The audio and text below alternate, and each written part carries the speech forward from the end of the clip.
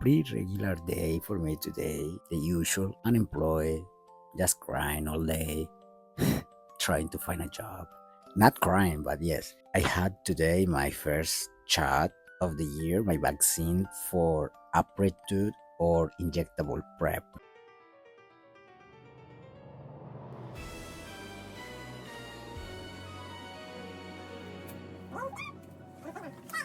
And a while back, I already posted a video related to PrEP and what it does. Anyway, it's to prevent HIV. And I want to take this opportunity to talk about something that it's kind of related in my multiverse, okay? So,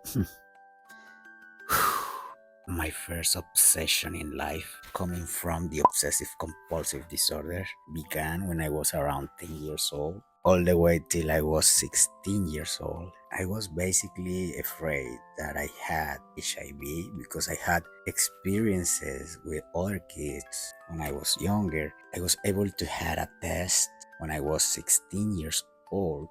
That obsession still has its aftershocks up to this day. And I'm not right now concerned about the virus as I used to be. I even had a boyfriend with HIV.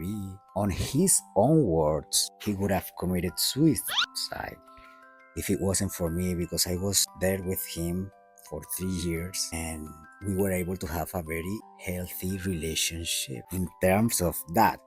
Because other than that, that relationship was hell of a. We were fighting all the time about everything but the virus. Sometimes I'm very grateful that I have OCD because basically it gave me a whole new perspective of life. So that actually shaped my mind and my life and the way I see things. If I look back, I'm very sorry with that little me that didn't actually look for help earlier.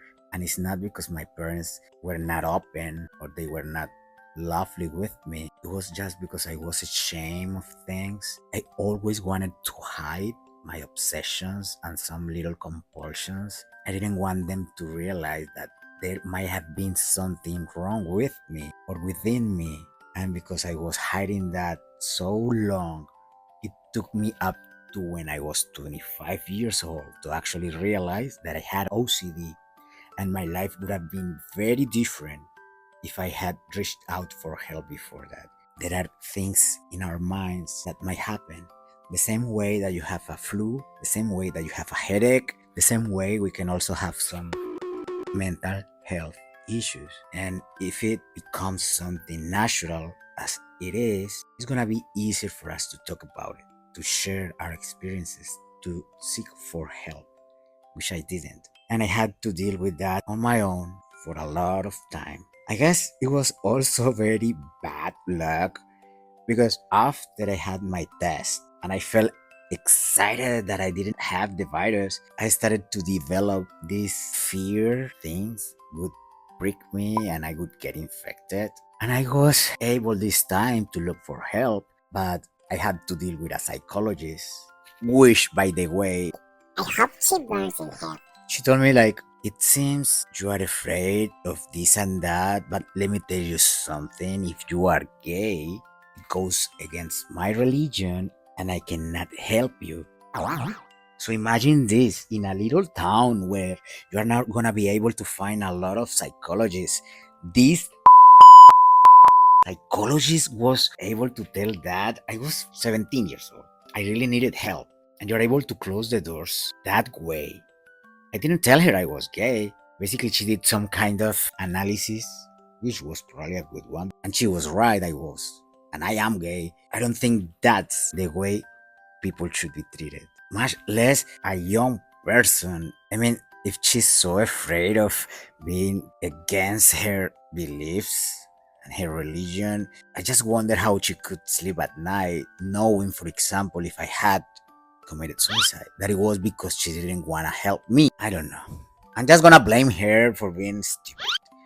But I do have a very loving mom, and thanks to her, I've had the strength also to deal with stuff. Life is going to be much easier if all of us understand and normalize mental health.